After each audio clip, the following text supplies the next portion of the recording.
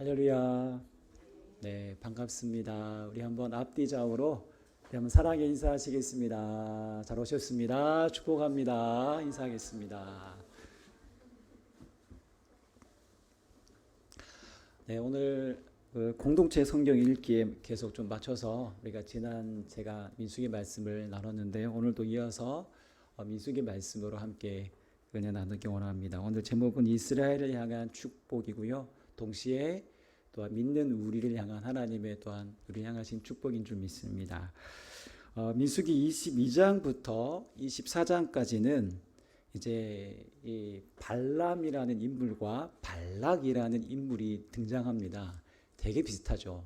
그래서 성경 읽을 때 제일 헷갈리는 부분이 여러 군데가 있지만 이 부분이 아닐까 저는 생각합니다. 그래서 발람이 이르되 발락이 말하되 막 왔다 갔다 이렇게 그 자음 하나 때문에 되게 몸 하나가 되게 헷갈립니다.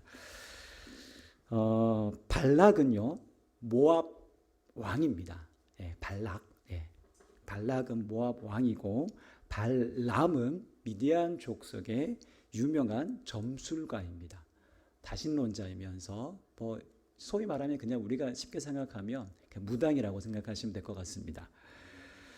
이 두 인물을 잘 염두에 두고 우리가 좀 본문 앞부분의 내용을 우리가 읽은 그 앞부분 22장의 내용을 좀 한번 좀 먼저 배경을 말씀드리고 오늘 본문으로 우리가 한번 말씀을 나누도록 하겠습니다.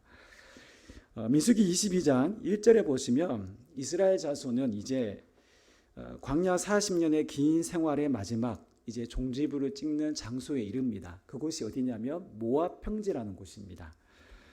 이제 그 모압만 지나면 모압을 지나 요단강을 건너가면 바로 이제 여리고성이 있고 이제 가나안 땅으로 진격할 수 있는 것입니다. 그런데 모압 왕 이 발락이 이 이스라엘 백성이 아모리 그 시온 왕을 무찔렀다는 그 소식을 듣고 엄청 두려워합니다. 네, 그래서 엄청 근심 걱정하면서 이 일을 어찌할꼬 하면서 번민합니다.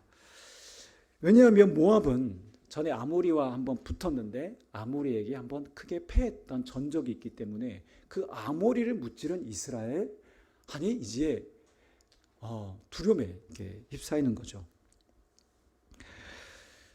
그러니 그들을 이길 만한 재간이 없습니다. 그래서 뭔가 특별한 대안이 필요한 상황이었습니다. 그래서 모압 왕 발락이 동원한 방법은 바로 신탁입니다. 예, 신탁이라고 할 때 우리가 은행에다가 돈을 맡기는 그런 신탁이 아니고 어떤 신의 제가 어떤 신에게 도움을 요청하고 신의 그 응답, 대답을 듣는 행위 이것을 신탁이라고 하죠. 지금 우리의 상식으로는 전쟁에 있던 이런 상황에서 신탁을 한다? 우리의 상식으로는 잘 이해되지 않는 어떤 장면이긴 하지만요. 고대 근동에서는 신을 어떻게든 동원해서라도 이런 어떤 전쟁이라든가 큰 위기를 극복하려는 시도들이 있었습니다.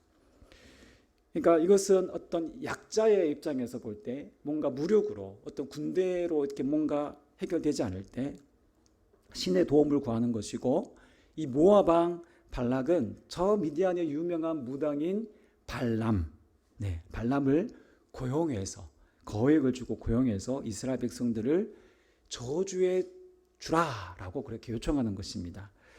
이 백성들을 이스라엘 백성들을 저주하면 자기들에게 충분히 이 전쟁에서 승산이 있다라고 그렇게 판단했던 것입니다. 예. 실제로 그랬습니다. 예. 지금 생각하면 그 저주가 무슨 효력이 있을까? 그 저주 한마디가 뭐 그게 큰 효력이 있을까라고 생각하지만 여러분 지금도 사람들이 저희 뒤에도 점집이 하나 있긴 한데요. 사람들이 점집을 찾아갈 거야 안 갈까요? 예, 갑니다. 우리 젊은이들 그 유명한 뭐 거리 뭐 홍대나 이런 데 가보면 타로라는 그런 점집 많잖아요. 그 다 점집이에요. 그 다 뭐 그냥 뭐 재미로 본다고 하지만 그 운세에 사람들이 되게 신뢰를 합니다. 유명하다는 점집이나 무술인들을 지금도 많은 사람들이 사실은 찾아갑니다. 뭐 경제인, 정치인, 일반인들을 다 물어나고 사람들이 찾아갑니다. 왜 그럴까요? 그 점술인의 말대로 될 거라는 확신, 믿음이 있기 때문에 찾아가는 것이죠. 그냥 갑니까? 그냥 안 가죠. 복채를 준비해야 됩니다. 복채가 부족하면 무당의 입이 안 떨어집니다. 그래서 돈을 복채를 더 두둑히 줘야 이게 술술술 이게 구체적으로 이렇게 점을 봐줍니다. 모압 왕 발락도 이제 이 발람을 모셔오기 위해서 어떻게 합니까? 그냥 갑니까? 관리들을 통해서 복채를 준비합니다. 두둑히 준비하죠. 이게 그냥 한 개인의 어떤 미래가 아니고 나라의 이 사안이 달린 중요한 문제이다 보니까 얼마나 많은 돈을 준비했겠습니까? 당시 돈은 이제 금, 은 이런 거겠죠. 그래서 그들을 보냈죠. 그런데 하나님이 미리 발람에게 말씀하십니다. 그들과 함께 가지 마라. 가지 마라. 근데 발람은 어떨까요? 발람은 돈을 좋아합니다. 사랑합니다. 그래서 발람은 사실은 내심 가고 싶죠. 근데 하나님이 가지 말라고 하니 얼마나 마음이 힘들었겠습니까?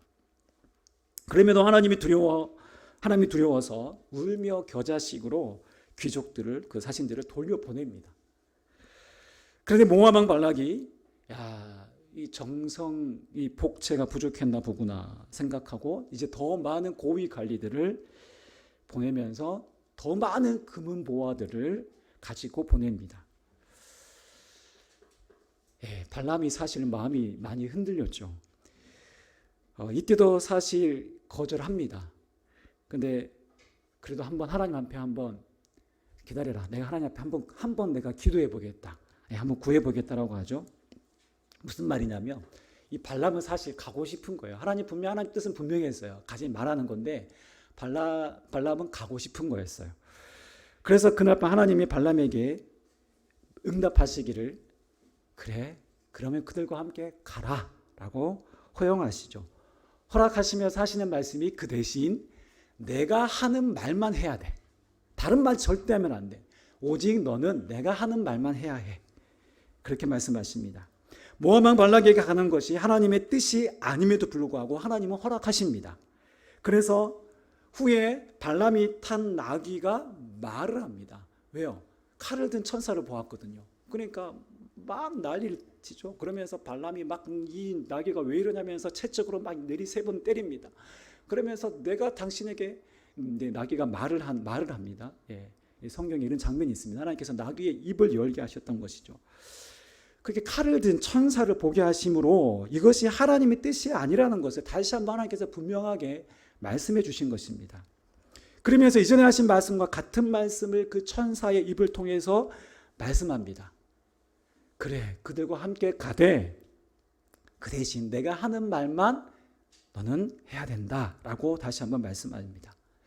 이렇게 하나님이 2번이나 말씀하시는 데는 발람이 돈에 눈이 멀어 하나님의 뜻이 아닌 저주를 충분히 말할 수 있기에 하나님이 그 입을 미리 철저하게 지금 2번이나 그렇게 나타나셔서 단속하시는 것입니다. 그렇게 해서 결국 발람과 발락의 만남이 성사되고 바로 우리가 읽은 오늘 본문이 그 만남의 첫 번째 해당하는 그 내용입니다. 이제 이들이 이스라엘 백성들을 저주하기 위해서 어디로 올라가냐면 발산당으로 올라갑니다. 이스라엘 백성들을 저주하는 제사를 지내기 위해 이제 제단을 쌓는 장면이 등장하죠. 그런 특이하게도 7개의 제단을 쌓습니다. 그리고 7마리의 수송아지와 숫양을 드립니다. 총 14마리의 짐승을 잡습니다. 여기서 7이라는 숫자는 성경에서 완전수로 주로 등장하는데요. 고대 시대부터 이 7이라는 숫자는 매우 신비적인 그런 능력을 지닌 숫자로 사용되었습니다. 즉 여기서 제단이 7개라는 것은 여러 신들을 숭배하였고 그들에게 하나님은 여러 신들 중 한 분이다라고 그렇게 여겼던 겁니다. 이렇게 모압이라는 나라나 당시 고대 대부분의 나라가 여러 신들을 좋다는 신들은 다 이렇게 가지고 와서 섬겼던 다신관이었습니다. 1967년에 테일데일 알라라는 지금 현재 요르단 지역인데요. 그곳에서 발굴된 이 발람에 관한 글에 이런 문구가 있습니다. 새벽에 에야, 샤마쉬, 마르둑 앞에 7제단을 쌓고 700향목 향로를 세우고 7양의 피를 바쳐라. 이 에야, 샤마쉬, 마르둑이 다 이방 신들의 이름입니다. 이 글을 통해서 알 수 있는 것은 발람이 곧 다실론자였다. 우상 숭배자였고 성경이 예언자라고 예언을 해서 예언자, 우리가 소위 말하는 어떤 구약의 예언자와 비슷하다고 생각하는데 결코 그렇지 않습니다. 이 발람은 그저 오늘날로 말하면 점술가 무술인 정도로 보면 될 것 같습니다. 그가 평소에 여러 신을 섬겼던 그런 방식으로 그는 그저 그렇게 제단을 쌓고 있습니다. 그런데 지금은 이미 하나님께서 나타나셔서 2번이나 말씀하셨기에 또한 전사련에서 그가 죽을 뻔했던 그런 기억이 있기에 하나님이 주시는 말씀만 전해야 되겠다는 마음을 가지고 지금 현재 제단을 쌓고 있는 것입니다. 그리고 이 바알산당에 모압왕 발락만 올라간 것이 아니라 6절에 보시면 모든 귀족 대신들이 함께 산당에 올라갔고 제물 곁에 다 서 있습니다. 지금 이 순간이 발락 왕에게 있어서 얼마나 정말 중요한 순간인지 모릅니다. 지금 발락 왕은 엄청난 저주를 이스라엘 백성들을 향해 퍼부어 주기를 지금 간절히 기대하고 있는 그런 상황인 것입니다. 자, 이제 이 발람에게 하나님의 말씀이 임하자 그가 예언하죠. 오늘 본문의 핵심이 하나님이 발람에게 하신 예언의 내용인데요. 오늘 하나님이 발람을 통해 예언하신 말씀이 어떤 의미가 있는지 함께 살펴보기 원합니다. 오늘 발람의 예언이 7절부터 10절까지 나옵니다. 그런데 7절에서 시작하는 예언의 내용은 발람의 1인칭 시점에서 지금까지의 상황을 고백하고 있는 내용입니다. 제가 23장 7절과 8절을 한번 세번역으로 한번 제가 천천히 읽어보겠습니다. 발람이 예언을 선포하였다. 발락이 나를 시리아에서 데려왔다. 모압의 왕이 나를 동쪽 산골에서 데려왔다. 와서 자기에게 유리하게 야곱을 저주하라 하고 와서 이스라엘을 규탄하라 하였지만 하나님이 저주하지 않으시는데 내가 어떻게 저주하며 주님께서 꾸짖지 않으시는데 내가 어떻게 꾸짖으랴. 여러분, 지금 하나님은 발람 자신뿐만 아니라 지금 모압왕 발락과 모압의 모든 고관 대신들 앞에서 이 모든 일련의 과정들 속에 누가 인도하셨냐? 하나님이라는 바로 그 참된 신이 모든 상황을 다 알고 계획하셨다라는 것을 지금 드러내 보여주고 있습니다. 발락 왕이 자기를 저 멀리 시리아에서부터 여기 동쪽 산골 아르논 골짜기까지 데려왔고 자기들에게 유리하게 이스라엘을 저주하라는 내용까지 하나님 이 모든 것을 다 알고 계셨다라는 것을 지금 밝히 드러내 보이고 있습니다. 그러면서 발람은 하나님의 뜻을 그대로 알리죠. 하나님이 저주하지 않으시는데 내가 어떻게 이들을 저주하며 주님께서 꾸짖지 않으시는데 내가 어떻게 꾸짖을 수 있는가. 즉 하나님의 뜻은 이스라엘을 향한 저주가 아닌 축복이라는 것입니다. 그래서 9절과 10절의 말씀은 이스라엘을 향한 축복의 예언이 선포됩니다. 매우 시적인 언어인데요. 세번역으로 제가 다시 한번 읽어보도록 하겠습니다. 바위 산 꼭대기에서 나는 그들을 내려다본다. 언덕 위에서 나는 그들을 굽어본다. 홀로 사는 저 백성을 보아라. 그들 스스로도 자신들을 여느 민족들 가운데 하나라고 생각하지는 않는다. 티끌처럼 많은 야곱의 자손을 누가 셀 수 있겠느냐? 먼지처럼 많은 이스라엘의 자손을 누가 셀 수 있겠느냐? 나는 정직한 사람이 죽듯이 죽기를 바란다. 나의 마지막이 정직한 사람의 마지막과 같기를 바란다. 이 발람의 한 예언은 성경 전체 구절에서 아주 돋보이는 빛나는 구절이기도 합니다. 그것도 하나님을 잘 알지도 못하는 그 점술가의 입을 통해서 하나님께서 말씀하게 하셨죠. 그리고 이스라엘 백성들을 저주함으로 그 백성을 멸망시키라는 모압 왕과 모든 귀족 대신들 앞에서 하나님은 자신의 뜻을 분명하게 밝히십니다. 이스라엘은 하나님께 복받은 자, 하나님을 통해서 이미 복이 있는 자들이라는 것을 하나님께서 말씀하고 계십니다. 그렇다면 오늘 우리가 본문의 내용을 통해서 두 가지 함께 영적 교훈을 나누기 원하는데요. 첫 번째로 이스라엘 향한 하나님의 그 축복은 첫 번째로 하나님의 작정하신 뜻은 그 무엇으로도 바뀌지 않는다라는 것입니다. 하나님은 이스라엘을 복의 통로로 사용하시겠다고 이미 창세기 12장에 아브라함에게 말씀하셨습니다.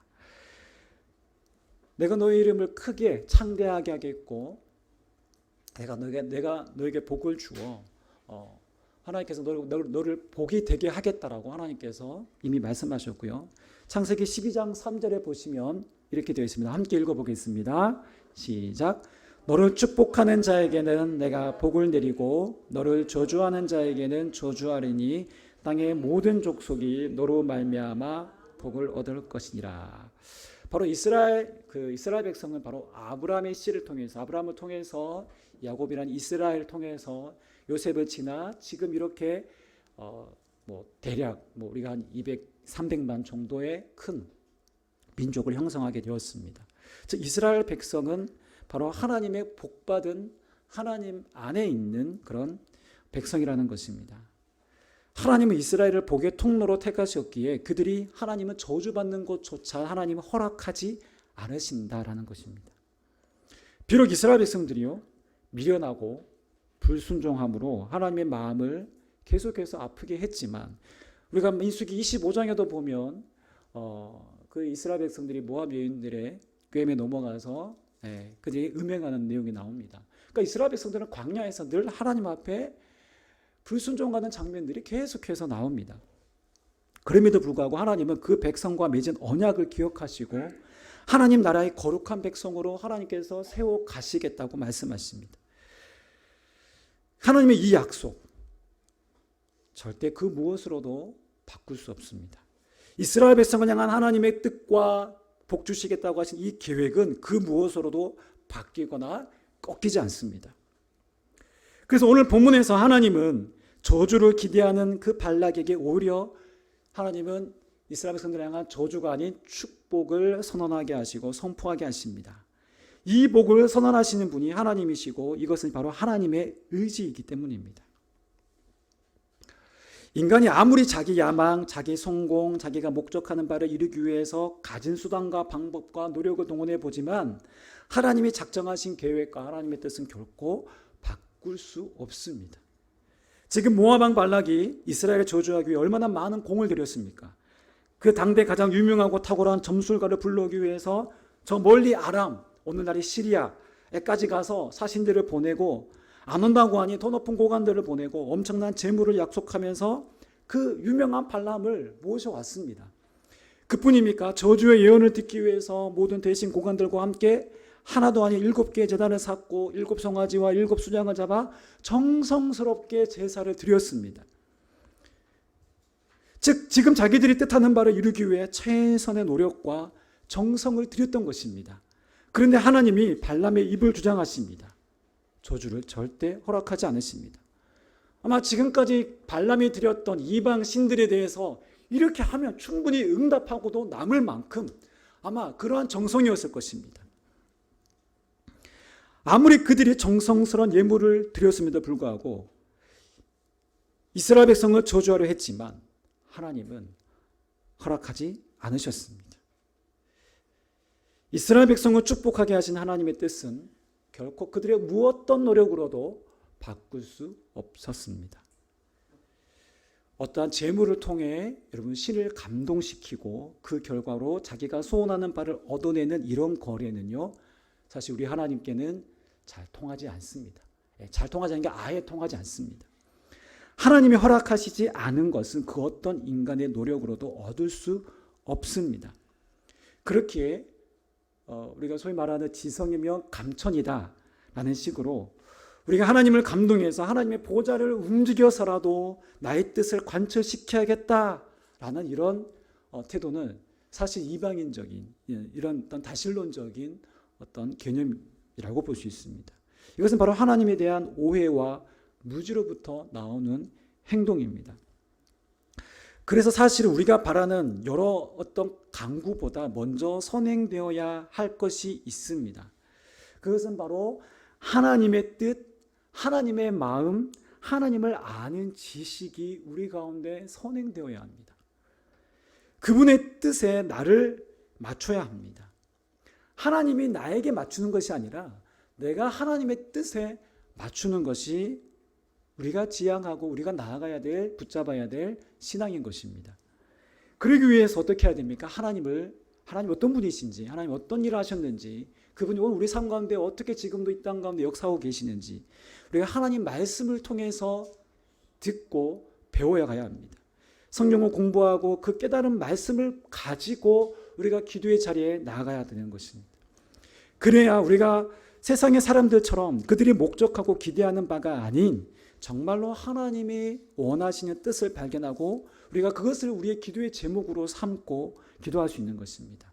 즉 세상적인 복을 구하는 기복주의에서 우리가 벗어나 하나님 한 분만으로 만족하는 진정한 참된 신앙으로 우리가 자리매김할 수 있는 것입니다. 만약 우리가 하나님의 뜻과 다른 것을 계속해서 구한다면 인간의 그 어떤 노력과 바람에도 불구하고 그것은 이루어지지 않습니다. 반대로 인간의 죄인됨에도 불구하고 연약함에도 불구하고 미련함에도 불구하고 여러분 하나님의 뜻은 하나님 반드시 성취해 나가십니다. 이 말을 오해하시면 안 됩니다. 오해한 분들이 상당히 많습니다. 그렇다면 우리가 기도 안 해도 되고 전도 안 해도 되지 않는가? 하나님의 뜻이 우리와 상관없이 이루어진다면 우리의 노력은 마치 불필요한 것이 아니겠는가? 라고 이렇게 생각하는 사람도 있습니다. 네, 그건 오해입니다. 아니요. 불필요한 것이 아니라 우리의 기도와 우리의 선한 행위와 우리의 모든 헌신은 매우 필요합니다. 조금 더 이거는 나중에 좀 신학적인 부분이기 때문에 좀 나중에 좀 이 부분에 구체적으로 좀 다룰 수 있을 것 같은데요. 간단하게 말씀드리면 우리가 기도함으로 우리가 하나님의 역사를 경험합니다. 우리가 하나님의 놀라운 이 구원의 사역에 우리가 함께 동참해 나가는 영광을 누리게 되는 것입니다. 여러분 이것이 엄청난 특권이고 영광입니다. 은혜입니다.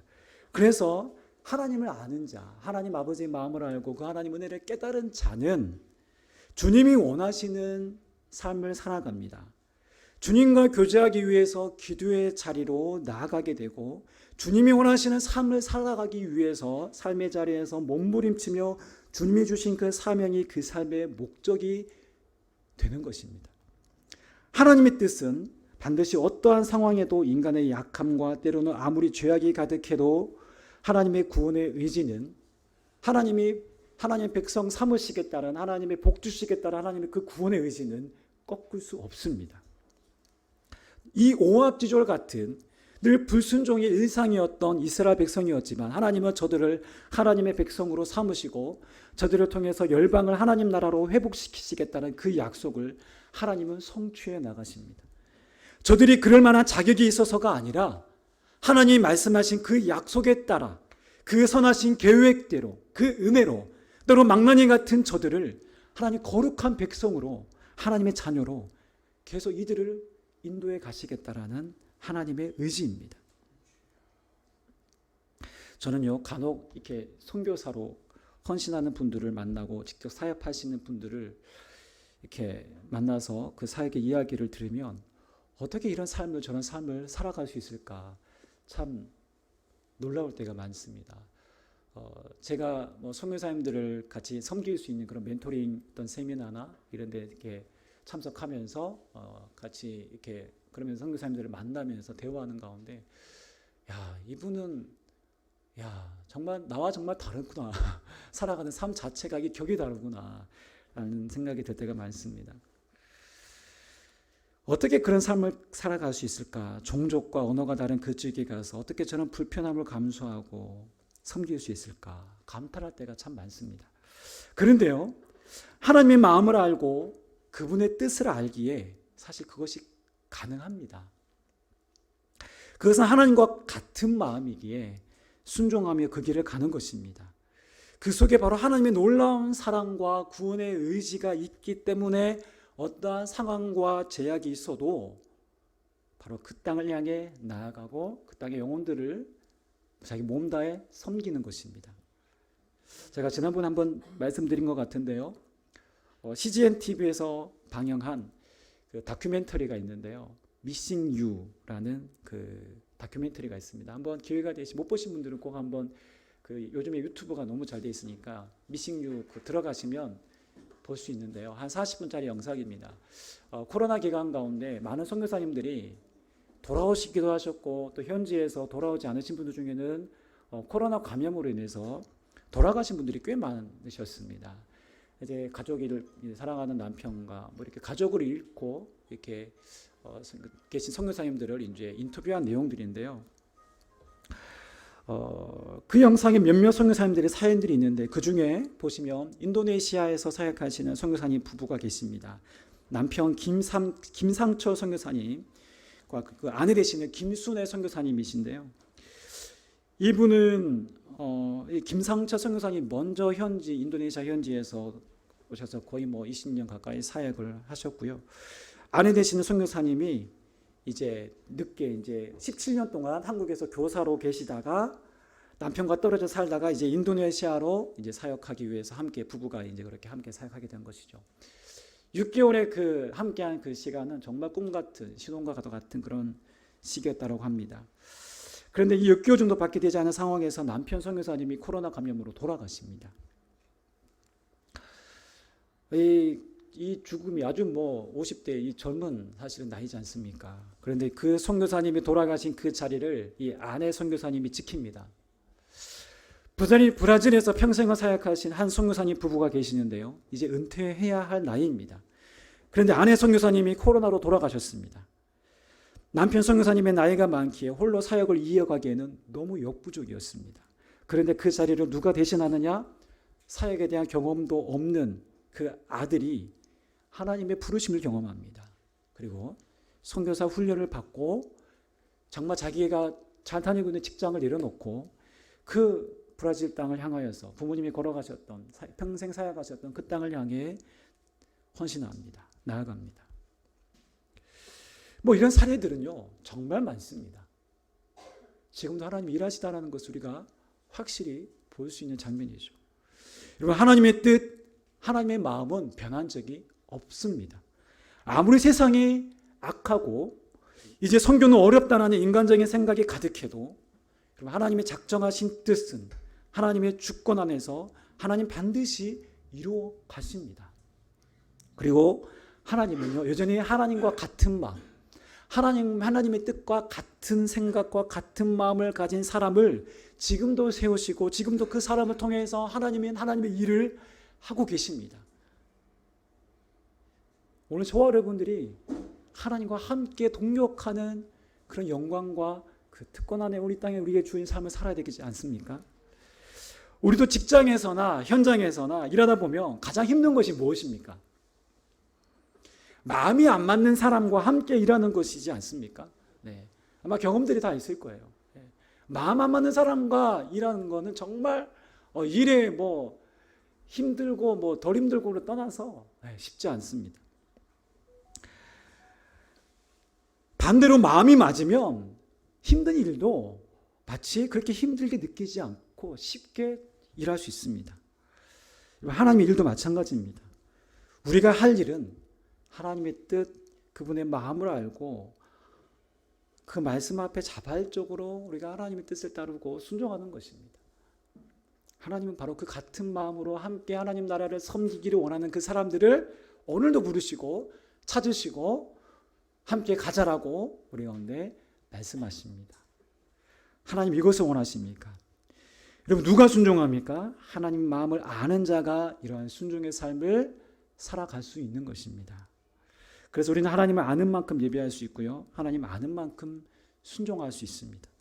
내가 하나님을 안다고 하지만 내 삶이 여전히 내가 주도권을 잡고 있고 순종하기보다 내 소견에 따라 모든 삶을 계획하고 살아간다면 그것은 단순히 지식적인 알매 불과합니다. 하나님은 정말 알아간다는 것은 하나님의 의중, 그분의 가장 큰 뜻을 알고 그 뜻에 나를 맞추어 살아가는 것입니다.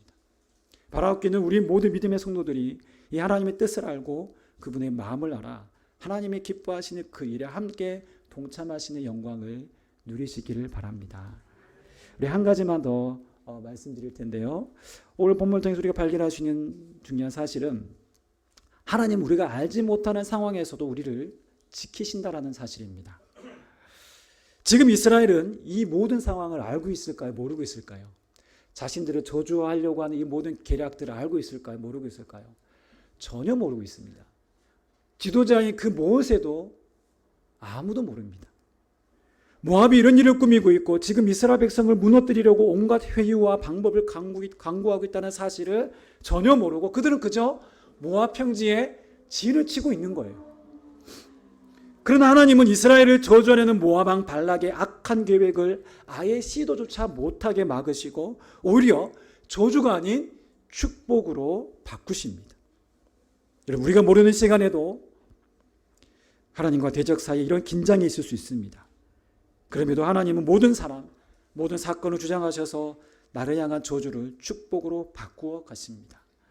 하나님은 누군가를 향해 나를 향해 모함하고 저주를 퍼붓는다 할지라도 그 악이 변하여 하나님은 선이 되게 하시는 분이십니다. 로마서 8장 31절에 이런 말씀이 있습니다. 네, 우리 함께 읽어볼까요? 하나님이 우리 편이시면 누가 우리를 대적하겠습니까? 개역개정에는 하나님이 나를 위하시면 누가 우리를 대적하리요? 하나님이 우리 편이시면 누가 우리를 대적하겠습니까? 여러분, 이 담대한 확신이 우리 안에 있습니까? 우리의 대적 사단은 우리를 위협하고 회유하고 넘어뜨리려고 하고 저주하고 모함하려 하지만 그러나 우리는 두려워하지 않아도 됩니다. 하나님이 나를 위하고 그분이 나를 붙드시고 계시기 때문입니다. 제가 칼럼에도 오늘 썼지만 아들과 여행하면서 그런 마음이 들더라고요. 이 아들이 나를 손을 꽉 붙잡고 추운 그 날씨에 서울 한복판에서 제 손을 꼭 붙잡는 아들의 그 손이 마치 제가 하나님이 저를 잡고 제가 하나님 손을 마치 잡고 있는 그런 느낌이었습니다. 하나님이 나를 위하고 그분이 나를 붙드시고 계신다라는 이 놀라운 사실. 여러분, 내가 모르는 그 순간에도 주님이 지키신다라는 그 확신 안에 거하시기 바랍니다. 우리 시편 121편 4절 말씀에 시편 기자는 이렇게 고백하는데요. 우리 함께 천천히 한번 같이 읽어보겠습니다. 시작. 이스라엘을 지키시는 이는 졸지도 아니하시고 주무시지도 아니하시리로다. 7절. 여호와께서 너를 지켜 모든 환난을 면하게 하시며 또 내 영혼을 지키시리로다. 아멘. 하나님은 졸지도 주무시지도 않는다라고 말씀하시면서까지 우리를 향한 세심하게 우리의 모든 삶을 붙드시고 지키시고 인도하십니다. 더 나아가서 여기 보시면 내 영혼을 지키시리로다 라고 되어 있습니다. 하나님은 우리의 삶의 모든 영역뿐만 아니라 우리의 영혼까지도 하나님이 지키시고 다스리시는 분이십니다. 그렇기에 누가 예수 그리스도 안에 있는 우리의 영혼을 삼킬 수가 있을까요? 없습니다. 우리 안에 이 믿음이 있다면, 이 확신이 있다면 여러분 무엇이 두렵겠습니까? 세상살이가 아무리 고달파도 우리 안에 있는 이 하나님이 주시는 이 능력, 이 믿음, 이 자신감, 믿음의 자신감 안에서 우리가 우리에게 주어진 삶을 우리는 능히 살아갈 수 있지 않습니까? 말씀을 정리하겠습니다. 모압 왕 발락은 발람에게 사주하여 이스라엘을 저주하려 했습니다. 그는 발람이 이스라엘을 저주할 수 있다고 믿었습니다. 하지만 복과 저주를 주관하시는 분은 하나님이십니다. 이스라엘 백성을 향한 하나님의 약속과 구원의 계획, 그 신실하신 뜻, 인간의 어떤 노력으로도 바꿀 수 없습니다. 그 어떤 것으로도 하나님의 구원의 의지를 바꿀 수 없습니다. 우리에게 요구되는 신앙은 하나님의 마음을 알아 이 놀라운 하나님의 구원에 함께 우리가 동참하고 동력하는 것입니다. 그리고 우리의 삶의 여정 가운데도 이 하나님의 놀라운 은혜는 우리가 알지 못하는 상황 가운데에서도 하나님 반드시 우리를 지키고 함께하고 계신다는 사실입니다. 세상 사람들은 용한 점쟁이들이 말하는 복과 저주를 믿고 따릅니다. 그들이 보기에는 그 복과 저주가 이루어지는 현실을 살아간다고 착각합니다. 그러나 그것은 사단의 속임수에 불과합니다. 복과 저주의 주관자는 하나님이십니다.